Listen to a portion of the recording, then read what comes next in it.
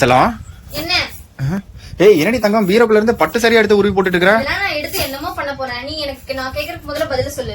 இந்த உடைஞ்ச மொபைல நான் எவ்வளவு நாளா மாத்தி கொடுன்னு கேட்டுட்டு இருக்கேன். என்னைக்காவது உனக்கு மாத்தி கொடுக்கணும்னு தோணுச்சா? ஏய் இல்லடி தங்கம், சரி தீபாவளி வரட்டுமே புது மொபைலா வாங்கி கொடுத்தலாம்னு பார்த்தேன். அதான் தீபாவளி வர வரைக்கும் நான் புது மொபைலுக்காக வெயிட் பண்ணிட்டு இருக்கணும். நீ எனக்கு எதுவும் பண்ண தேவையில்லை. எனக்கு நான் பண்ணிக்க தெரியும். நீ மூடிக்கிட்டு கிளம்பு வேலையை பார்த்து. மூடிக்கிட்டு கிளம்பா?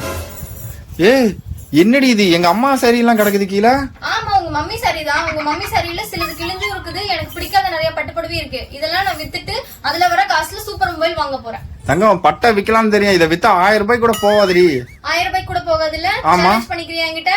சேலஞ்சா? சரி 1000 ரூபாய்க்கு மேல நான் கொண்டு வந்து காட்டுறேன், அப்ப தெரியும் உனக்கு. அப்படி நாங்க வந்த இடம் தான் கன்னிகா பட்டு சென்டர். இங்க வந்து உங்களோட பட்டு சாரி எவ்வளவு டேமேஜா இருந்தாலுமே அதிக ரேட் கொடுத்து எடுத்துக்கிறாங்க.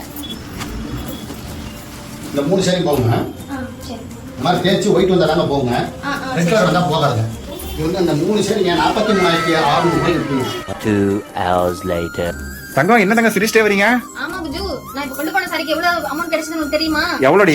43,000 கிடைச்சிருக்கு. அவ்வளவா?